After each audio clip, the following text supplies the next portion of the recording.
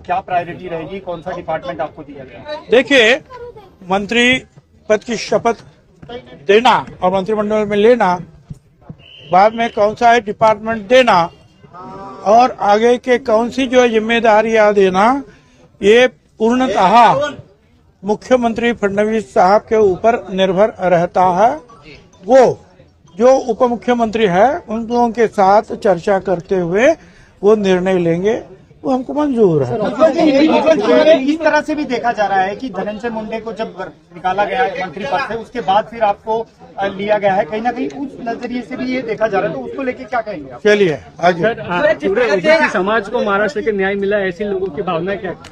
देखिए, मैं ओबीसी समाज का, पिछड़ों का काम, ओबीसी और ये जो विजेएनटी जो है,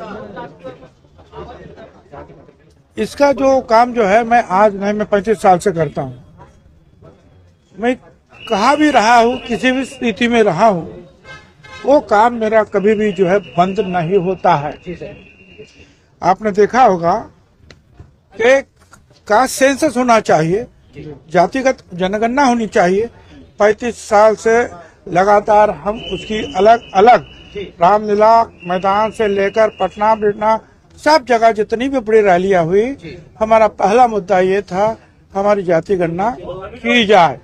और वो जो है आज हम बहुत खुश है कि मोदी साहब ने जो है उसको मान लिया है और ये जो जातिगत जनगणना अब होगी, साथ साथ जो है जो हमारा कुछ आरक्षण परसेंटेज कम हुआ था भाटिया कमीशन के अहवाल के अनुरूप, इसलिए सुप्रीम कोर्ट में जब ये केस आई तब हम लोगों ने वहां हमारे भी वकील दिए और ये समीर भुजबल जी, महेश झगड़े, मंगेश शाह ने इन सबको जो है 2 दिन उधर भेज दिया था। वो इंदिरा जयसंघानी मैडम, फिर तुषार मेहता साहब, फिर जो हमारे गोपाल शंकरन जो है, वो सारे हमारे जो एडवोकेट है बड़े बड़े, उनसे सबसे मुलाकात की। और जब ये सवाल आगे आया तो हमने ये बात रखी कि हमको अपना गया हुआ जो भी परसेंटेज है उस परसेंटेज ओबीसी का फिर से मिलना चाहिए। जो है हमारे न्यायमूर्ति महोदय साहब ने सबको पूछा, बोलिए इसके ऊपर कोई बोलना है कुछ, और सभी ने जो है हमारे कहने के ऊपर जो है सहमति दी और फिर ये निर्णय हुआ कि हमको पहले जैसा आरक्षण ओबीसी को महाराष्ट्र में मिलेगा। तो ये और एक हमारी जीत हुई, हम तो इसे खुश हैं।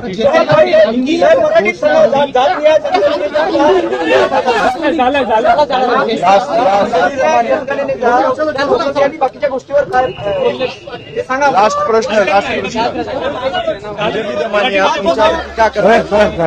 जात न्याय जनगणनेचा जात निहाय ऐकून घ्या, जात निहाय जनगणना ही याच्यासाठी आवश्यक होती। 35 वर्ष आम्ही मागतोय ते, कारण काही द्यायचं झालं ओबीसी आणि भटक्या विमुक्तांना तर लोक कोर्टात जायचे बाकीचे लोक, आणि मग कोर्ट विचारायचं की तुमचा किती आकडा आहे, तुम्ही किती लोक आहात, आणि तो डाटा काय आमच्याकडे नव्हता।